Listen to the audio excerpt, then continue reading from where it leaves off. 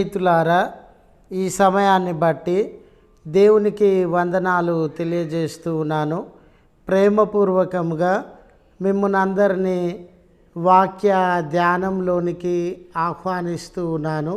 కడుగుకొనుడి అనే ఆలోచనను మీతో కూడా పంచుకోవడానికి ఇష్టపడుతూ ఉన్నాను కనుక దేవుని యొక్క వాక్యాన్ని ముగింపు వరకు మీరు ఆలకించాలని మీ కుటుంబ సభ్యులతోనూ తోటి విశ్వాసులతోనూ ఈ వీడియో షేర్ చేసుకునండి. మీ ప్రార్థన మనవులను కామెంట్స్ రూపంలో తెలియజేయండి. నమ్మకంగా మీ కొరకు ప్రార్థిస్తాము.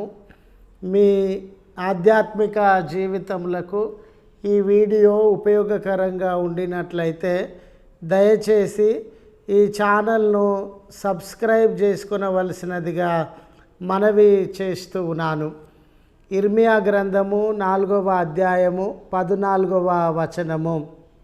యెరూషలేమా, నీవు రక్షింపబడునట్లు నీ హృదయములో నుండి చెడుతనము కడిగివేసుకొనుము. స్నేహితులారా, మన అందరి జీవితాలలో మనము ధరించినటువంటి వస్త్రములు 1-2 రోజుల వరకు ధరించవచ్చండి. మనము వస్త్రాలను ధరించి బయటకు తిరిగినప్పుడు అవి మురికి అవుతాయి. చాలా దుమ్ము ధూళి సూక్ష్మజీవులు ఆ వస్త్రాల మీద చేరుతాయి. ఆ మురికి వస్త్రములను, దుమ్ము ధూళితో కూడినటువంటి వస్త్రములను అలాగుననే ధరిస్తే మనం అనారోగ్యం పాలయ్యే అవకాశం ఉంది కనుక ఆ వస్త్రములను తీసి శుభ్రము చేసి మరలా ధరించేటటువంటి వారంగా ఉంటాం.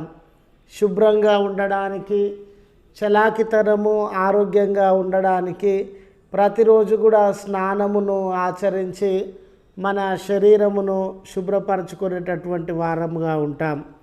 అయితే ఈ లోకంలో మనము జీవించుచు ఉండగా లోక సంబంధమైనటువంటి జీవితము, పాప సంబంధమైనటువంటి జీవితము వలన ఆకర్షితులమై మన ఆధ్యాత్మిక లేక హృదయ సంబంధమైనటువంటి జీవితం కూడా మలినముగా మారే అవకాశం ఉంది.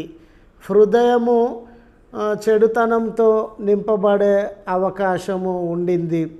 స్నేహితులారా, మన హృదయంలో పాపము, అవిధేయత, దేవునికి దూరంగా జీవించే స్థితిని మనము చెడిపోయిన స్థితిగా, చెడుతనము కలిగిన జీవితముగా అర్థము చేసుకోవాలి.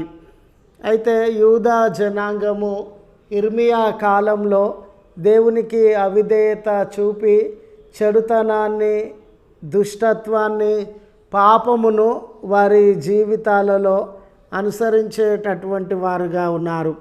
అయితే దేవుడు వారి యొక్క తప్పిదములను బట్టి, వారి యొక్క పాపములను బట్టి వారి మీదికి తెగులును, యుద్ధాన్ని, రక్తపాతాన్ని, నాశనాన్ని వారి మీదికి రప్పించుచూ ఉన్నాడు. అయితే ప్రవక్త ఈ మాటలను తెలియజేసి, ఖడ్గము మీ మీదికి రావడానికి సిద్ధంగా ఉన్నది, యుద్ధము, నాశనము మీ మీదికి రావడానికి సిద్ధంగా ఉంది. అది ఎందుకు మీ మీదికి వచ్చుచూ ఉన్నదనంటే మీ చెడుతనమును బట్టి, అవిధేయత, పాపముతో కూడినటువంటి జీవితములను బట్టి, ఏ రోజో దేవుణ్ణి మీరు మర్చిపోయి లోక సంబంధమైన, పాప సంబంధమైన జీవితాన్ని జీవిస్తూ మీ హృదయ ఆశలను అనుసరిస్తూ ఉన్నారు కనుక ఈ నాశనానికి లోనవుతూ ఉన్నారు అని హెచ్చరిక చేస్తూ ఉన్నాడు. అయితే స్నేహితులారా, ఈ నాశనాన్ని, మరణాన్ని, యుద్ధాన్ని విడుదల అంటే వీటన్నిటి నుండి విడుదల పొందే అవకాశము ఉంది. అయితే ఆ అవకాశం ఏంటనంటే మీ చెడుతనమును కడిగి వేసుకొనండి. ఈ లెంట్ కాలంలో మనము ప్రతిరోజు కూడా మీ హృదయములు మార్చుకొనండి, మారు మనసు పొందండి, పశ్చాత్తాపపడండి అనే పిలుపును అందజేస్తూ ఉంటాం. స్నేహితులారా, నిజమే, మన జీవితములలో కూడా మన అవిధేయతలను బట్టి, పాపాన్ని బట్టి మన బ్రతుకుకు మరణానికి, మన బ్రతుకులు నరకానికి లోనైనటువంటివిగా ఉన్నవని, మనం కూడా మన హృదయములను కడుగుకున్నప్పుడే, చెడుతనము చేయకుండా మన వస్త్రములను కడుగుకున్నప్పుడే రక్షణను పొందుతామనే విషయాన్ని గుర్తు చేస్తూ ఉన్నాను.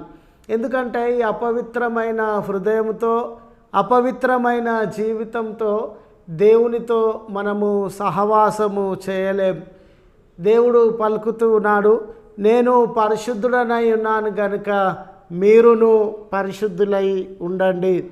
ఈ లెంట్ కాలం అంతటిలో ఏ అవిధేయత మనలో ఉందో, దుష్ట తలంపులు, చెడు జీవితం కలిగి జీవిస్తూ ఉన్నామో, పాపము అవిధేయత ఏ రీతిగా కనబరుస్తూ ఉన్నామో మనల్ని మనము పరిశీలన చేసుకొని వాటి నుండి పవిత్రపరచబడుటకు మనం కడిగి వేసుకోవాలని, యేసు రక్తము ప్రతి పాపము నుండి విడిపించును గనుక ఆయనను ఆశ్రయించి మన పాత జీవితాన్ని కడిగి వేసుకోవాలని మనవి చేస్తూ ఈ మాటలను ముగిస్తూ ఉన్నాను. ప్రార్థించుదము. కృపగల తండ్రి, ప్రేమగల మా దేవ, నీ పరిశుద్ధ నామమునకు వందనాలు తెలియజేస్తూ ఉన్నాం. ఈ లెంట్ కాలం అంతటిలో పశ్చాత్తాపపడండి, మారు మనసు పొందండి అనే పిలుపును మీ నుండి ఆలకిస్తూ ఉన్నాం. మేము చెడుతనంలో ఉన్నంతకాలం, పాపము అవిధేయతతో జీవించినంతకాలం నరకానికి, మరణానికి దాసులమై ఉన్నామని ఆ సత్యాన్ని గుర్తెరిగి మీరు మాత్రమే ఈ అపవిత్రత జీవితంలో నుండి, పాప బంధకాలలో నుండి మమ్మల్ని విమోచించగలరని, యేసు రక్తము ప్రతి పాపమును కడుగుతుందనే సత్యాన్ని గుర్తెరిగి మిమ్మల్ని ఆశ్రయిస్తూ ఉన్నాం. మమ్మల్ని శుద్ధీకరించుమని క్రీస్తు పేరట వేడుకొనుచున్నాము తండ్రి. ఆమెన్. తండ్రి, కుమార, పరిశుద్ధాత్మ త్రియేక దేవుని దీవెన మనందరికీ తోడై ఉండి కాపాడునుగాక. ఆమెన్.